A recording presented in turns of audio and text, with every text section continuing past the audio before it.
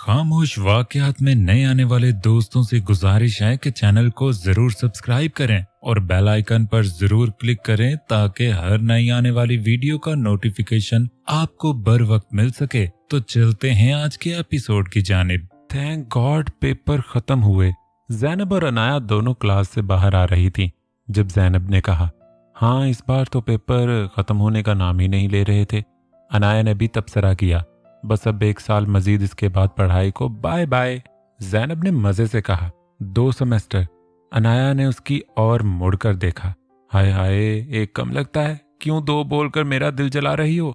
अनाया उसकी बात पर हंस दी, तुम्हें बहुत जल्दी है ना शादी जो करनी है। अनाया ने उसे छेड़ा, दफा हो जाओ, इस वजह से नहीं कहा मैंने। जैनब ने मुंह बनाया, हाय मेरी प्यारी बनो, शर्मा रही है। अनाया ने फिर से छेड़ा तो जैनब ने उसके बाजू पर थप्पड़ रसीद किया। दोनों अब बाहर ग्राउंड की तरफ आ चुकी थीं। तुम्हारी होगी ना तो देखना कैसे चुन चुन कर बदला लूंगी। अनाया मुस्कुराई तो वही नजर सामने कैफ पर गई जो कुछ लड़कों के साथ बास्केटबॉल खेल रहा था। कैफ जो बॉल को बाउंस कर रहा था एकदम रुका। किसी एहसास के तहत उसने निगाहें उठाकर यहाँ वहां देखा तो थोड़े ही फासले पर अनाया खड़ी उसे ही देख रही थी। जैनब की बात के जेरे असर वो एक ट्रांस सी कैफियत में उसे तक रही थी। दोनों की नजरें मिली तो कैफ ने आंख मारी, जिस पर अनाया एकदम होश में आई थी। वो अपनी उसे कैफियत पर खजल सी हुई और जैनब को चलने का कहा। साइमा बेगम दोपहर के खाने के लिए नहारी बना रही थी। नूर भी उनके साथ किचन में मौजूद थी। नूर के हाथ में एक नोटबुक और पेंसिल थी। साइमा बेगम साथ साथ उसे ग्रोसरी करने वाली चीज नोट करवा रही थी। नूर और मिनाल के फाइनल होने वाले थे, इसलिए उनका कॉलेज से ऑफ हो चुका था। मामा मैं सोच रही थी हमारे घर में भी कोई शादी हो, नूर ने लिखते लिखते एकदम कहा था। अच्छा तो तुम्हारे भाई की शादी कर देते हैं, साइमा बेगम ने हांडी पर चम्मच चलाते हुए मुस्कुरा कर कहा था। क्या भाई की? नूर ने एकदम रुककर अपनी माँ की पुश्त को देखा। हाँ हैदर की। नूर तो अनाया की वजह से कह रही थी, लेकिन अपने भाई की शादी का सोचकर उसकी आंखें चमकी। मैं तो भूल ही गई, भाई की शादी भी तो करनी है। क्यों, तुम अपनी शादी का सोच रही थी? अपनी माँ की बात पर वो खिलखिलाकर हंस दी। नहीं मैं तो आप ही की शादी का कह रही थी। नूर हंसते हंसते बोली, तो अनाया की भी तो कर रहे हैं। हैदर और अनाया की? उनकी बात पर नूर की हंसी को ब्रेक लगी। क्या, किसकी शादी? नूर ने पूछा। उसे लगा उसे सुनने में कोई गलती लगी है। अरे पागल लड़की, तुम्हारे भाई हैदर की शादी अनाया से ही तो होगी। क्या आपी और भाई की शादी? नूर एकदम शौक में चिल्लाई थी और कुर्सी से उठ खड़ी हुई। साइमा बेगम ने मुड़कर गुस्से से भरी नजर उस पर डाली। उसके एकदम चीखने पर उन्हें गुस्सा आया था। नूर परेशानी में गेट के पास ही यहाँ से वहां चक्कर काट रही थी। वो बेसब्री से अनाया का यूनिवर्सिटी से वापसी का इंतजार कर रही थी। उसे समझ नहीं आ रहा था ये एकदम से भाई और आपी की शादी कहाँ से आ गई। तभी गेट पर हॉर्न बजने की आवाज पर चौकीदार ने गेट खोला तो अनाया अंदर आती उसे नजर आई। नूर जल्दी से उसके पास पहुंच गई। आपी मुझे आपको कुछ बताना है, अंदर चले। वो अनाया का हाथ थामकर उसे अंदर ले जाने लगी और अनाया अरे अरे कहती रह गई। नूर अनाया को सब बता चुकी थी, जिसे सुनकर अनाया कुछ बोल ही नहीं पाई। ये बात उसके लिए बिल्कुल गैर मुतवक्के थी। उसका दिमाग इस बारे में सोच सोच कर थक चुका था। दफातन उसका फोन बजा तो उसने कॉल पिक की। अनाया तुम रेडी हो गई? कितनी देर में निकलोगी? जैनब ने उसके कॉल रिसीव करते ही कहा, जबकि अनाया भूल चुकी थी उन्होंने आज शाम बाहर घूमने का प्लान बनाया था। जैनब बहुत बड़ी प्रॉब्लम हो गई है। अनाया की परेशान आवाज पर दूसरी तरफ जैनब जो कान में ईयररिंग पहन रही थी चौंकी थी। क्या हुआ अनाया, सब ठीक तो है? जैनब ने पूछा। मैं कॉल पर नहीं बता सकती, तुम घर से निकलो, मैं भी थोड़ी देर में निकल रही हूँ, वहीं आकर बताती हूँ। अनाया कहकर फोन बंद किया और वॉशरूम में फ्रेश होने चली गई। ये मंजर इस्लामाबाद के एक खूबसूरत से रेस्टोरेंट का था।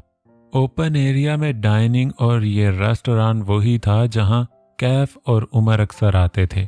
एक टेबल पर नजर डालें तो वहाँ कैफ, उमर और अनाया जैनब मौजूद थे। अनाया बिल्कुल गैर आरामदेह बैठी थी। उसने सोचा था वो यहाँ आएगी और जैनब से बात करेगी, लेकिन यहाँ वो जब पहुंची तो कैफ और उमर पहले आ चुके थे। वो अजीब कश्मकश का शिकार थी। उमर कोई किस्सा सुना रहा था जिस पर सब हंस रहे थे सिवाय अनाया के, क्योंकि उसका ध्यान कहीं और था। कैफ बाखूबी अनाया के रवैये को नोट कर रहा था। वो किसी गहरी सोच में गुम थी और परेशानी उसके चेहरे पर साफ आया थी। ओह, मेरा फ़ोन गाड़ी में रह गया, मैं ज़रा लेकर आती हूँ। ज़ैनब को अचानक याद आया तो उठकर जाने लगी जब अनाया भी बोल पड़ी, हाँ चलो मैं तुम्हारे साथ चलती हूँ। उसे तो मौका मिल गया था। कैफ ने सिरसिरी सी नज़र दोनों पर डाली जो दोनों बाहर पार्किंग की तरफ जा रही थीं। बाहर ज़ैनब की गाड़ी के पास अनाया और ज़ैनब खड़े थे। अनाया ज़ैनब को सब बता चुकी थी। तो फिर अब क्या करोगी अनाया? ज़ैनब ने पूछा। ज़ैनब, मुझे खुद समझ नहीं आ रहा। जब से मुझे ये बात पता चली है मेरा दिमाग माउफ हो चुका है। ये बात यूं अचानक कहाँ से आ गई? वो सही मानों में परेशान थी। ज़ैनब ने उसके कंधे पर हाथ रखा। तुम परेशान मत हो, कोई ना कोई हल जरूर निकल आएगा। ज़ैनब ने उसे तसल्ली दी थी। ये इतना आसान है? मैं बेबस हूँ ज़ैनब। जब मामू ममानी इतनी आज से मुझसे पूछेंगे तुम्हें लगता है मैं उन्हें इनकार कर पाऊंगी? क्या मैं कह पाऊंगी कि मैं किसी और से मोहब्बत करती हूँ? मैं उन्हें कभी कोई दुख देने के बारे में सोच भी नहीं सकती। तो क्या तुम चुपचाप हैदर से शादी के लिए हाँ कर दोगी? ज़ैनब के पूछने पर अनाया चंद सानियों से देखे गई। उसकी खामोशी पीछे खड़े कैफ को बहुत कुछ बावर करा गई थी। वो इन दोनों के पीछे ही बाहर आया था और सब सुन चुका था। कैफ एकदम गुस्से से भरा आगे बढ़ा और अनाया का बाजू थामकर उसे अपनी तरफ मोड़ा। ज़ैनब ने कैफ को देखा तो दोनों हाथ अपने मुंह पर रख लिए, जबकि अनाया के चेहरे का रंग उड़ा। उसके दोनों बाजू सख्ती से थामकर उसका चेहरा अपने करीब करते वो खतरनाक तेवरों से उसे देख रहा था। चुप क्यों हो? हाँ, जरा मैं भी सुनूं, क्या करोगी तुम? वैसे तुम्हारी ये चुप ही काफी है मुझे ये बताने के लिए कि तुम गालबन हाँ करने का इरादा रखती हो, है ना? कैफ मेरी बात सुनो, अनाया ने धीमे से कहा। जो सुन चुका हूं वो काफी है, उसने सर्द लहजे में जवाब दिया। तुम गलत समझ रहे हो, अनाया ने वजाहत देनी चाहिए। अगर तुमने मुझसे बेवफाई करने का सोचा तो जान से मार डालूंगा तुम्हें। अनाया को किसी भी वजाहत का मौका देने की बजाय वो शोलाबार आंखों से उसे देखते हुए कह रहा था। करख्त लहजे के साथ उसकी गिरफ्त भी अनाया के बाजुओं पर सख्त हुई। ऐसा कुछ भी? इससे पहले वो बात मुकम्मल करती कैफ बोल पड़ा। तुम मेरे अलावा किसी की भी नहीं हो सकती। तुम सिर्फ मेरी हो, सिर्फ मेरी। हमारे दरमियान अगर कोई भी आया तो उसे जिंदा नहीं छोड़ूंगा। कैफ के इस कदर जुनून पर अनाया बेयकीनी से उसे तके गई। कैफ ने उसे झटक कर छोड़ा जिससे वो गिरते गिरते बची थी, लेकिन कैफ बिना परवाह किए वहां से जा चुका था। ज़ैनब ने जल्दी से आगे बढ़कर अनाया को संभाला था। ये तो बहुत बड़ा मसाला है कैफ। उमर ने सारी बात जानकर तबसरा किया। जानता हूं, कैफ ने कहा। तो फिर क्या करने का सोचा है? उमर ने पूछा। कैफ ने एक नज़र उमर को देखा और फिर पुरसोच निगाहें सुनसान सड़क पर जमा लीं, जहां गाड़ी रोके दोनों खड़े थे। जो भी मैं करूंगा मुझे तेरी मदद चाहिए होगी, वो गाड़ी से टेक लगाकर खड़ा बोला।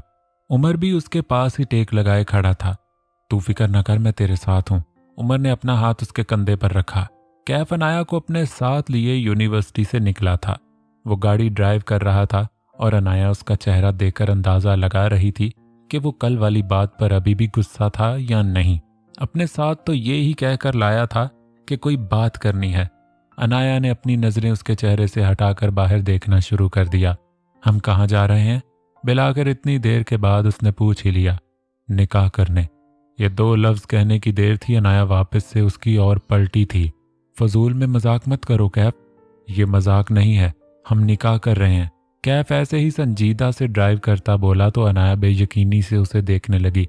गाड़ी रोको, अनाया ने कहा। ये तो अपनी मंजिल पर ही जाकर रुकेगी। कैफ गाड़ी रोको वरना मैं कूद जाऊंगी, अनाया ने धमकी दी जो कारदार साबित हुई और कैफ ने गाड़ी रोक दी। लेकिन जैसे ही अनाया गाड़ी से निकलने लगी कैफ उसका हाथ पकड़ गया। हाथ छोड़ो मेरा, वो रोहानसी हुई। मेरी बात सुनो अनाया, कैफ ने कहा। नहीं सुनूंगी, तुम मेरे साथ ऐसा कैसे कर सकते हो? ये सब क्या है कैफ? वो उसकी ओर देखते हुए पूछ रही थी। यही समझाना चाहता हूं, नाउ प्लीज मेरी बात ध्यान से सुनो। अनाया अब चुप बैठी थी। देखो अनाया, तुम्हारे घर वाले तुमसे इस शादी के मुताल्लिक पूछेंगे तो यकीनन तुम उन्हें इनकार नहीं कर पाओगी, क्योंकि वो तुम्हारे मामू ममानी हैं। तुम्हारे सके माँ बाप नहीं जिनसे तुम ये कह सको कि तुम अपनी मर्जी से शादी करना चाहती हो। उनके बहुत सारे एहसानात हैं तुम पर। वो अपनी बात जारी रखता उससे पहले ही अनाया बोल पड़ी। मैं बात करूंगी कैफ, मुझे यकीन है कोई ना कोई हल निकल आएगा, लेकिन ये मैं बिल्कुल नहीं करूंगी। वो कतईयत से बोली। अच्छा ओके, मान लेता हूं कि वो मान जाएंगे, लेकिन मैं फिर भी कोई रिस्क नहीं ले सकता। देखो हम ये निकाह करेंगे लेकिन इस बारे में किसी को कुछ नहीं बताएंगे। मैं ये नहीं करूंगी, उसने कैफ की आंखों में देखते हुए सख्ती से कहा था। कैफ को गुस्सा आया लेकिन जब्त कर गया, क्योंकि उस वक्त अनाया को सिर्फ प्यार से ही कायल किया जा सकता था। अनाया देखो, जैसे ही हमारी स्टडीज कंप्लीट होंगी मैं अपने पेरेंट्स को तुम्हारे घर भेजूंगा। तब तक तुम्हारे पास भी वक्त होगा, तुम किसी से भी इस बारे में बात करके उन्हें मना लो, लेकिन इसके लिए जरूरी नहीं कि हम निकाह करें। वो बज़िद थी। Don't you trust me? Kaif ने उससे पूछा। अनाया ने उसकी आंखों में देखा। आई डू, लेकिन कैफ मैं कैसे ये कर सकती हूँ? अगर मामू या हैदर को पता चल गया वो क्या सोचेंगे मेरे बारे में? मैंने कहा ना, इस बारे में किसी को नहीं पता चलेगा। लेकिन निकाह ही क्यों? वो सख्त परेशान नजर आ रही थी। इसलिए कि अगर उन्होंने तुम पर दबाव डालकर जबरदस्ती तुम्हारी शादी अपने बेटे से करवानी चाहिए तो वो नहीं कर पाएंगे, क्योंकि तुम मेरे निकाह में होगी। तुम पागल हो गए हो कैफ, वो मेरे मामू हैं, वो ऐसा कभी नहीं करेंगे। ओके, वो नहीं करेंगे क्योंकि वो तुम्हारे मामू हैं, लेकिन मेरे कुछ नहीं, इसलिए मैं तुम्हें कभी भी किसी के भरोसे नहीं छोड़ सकता। और अगर तुम्हें मुझसे मोहब्बत है तो मेरी बात माननी पड़ेगी। कैफ ने दो टोक कहा जबकि अनाया उसे देखे गई। कैफ प्लीज मुझे किसी इम्तिहान में मत डालो। अनाया का दिल भर आया था। वो किस मसले में फंस चुकी थी। आई नो ये मुश्किल है, लेकिन मेरे लिए प्लीज अनाया। कैफ उसके दोनों बाजुओं से थामकर इल्तिजा की थी। कैफ उसे उस कमरे में छोड़कर खुद जा चुका था और तब से लेकर अब तक वो रोए जा रही थी। दोनों हाथों की मुट्ठियों से अपना दुपट्टा दबोचे आंसू बहा रही थी। जब कमरे का दरवाजा खुला और जैनब अंदर आई, अनाया ने जैनब को देखा तो जल्दी से उठकर उसके पास गई। जैनब मेरी प्यारी बहन, तुम आ गई, वो रोते हुए बोली। अनाया तुम रो क्यों रही हो? जैनब परेशान हुई उसे देखकर। जैनब प्लीज कैफ को समझाओ, इसे कहो मेरे साथ ऐसा नहीं करे। मैं बात करूंगी हैदर से, मुझे यकीन है वो मान जाएगा, लेकिन मैं ये नहीं कर सकती जैनब।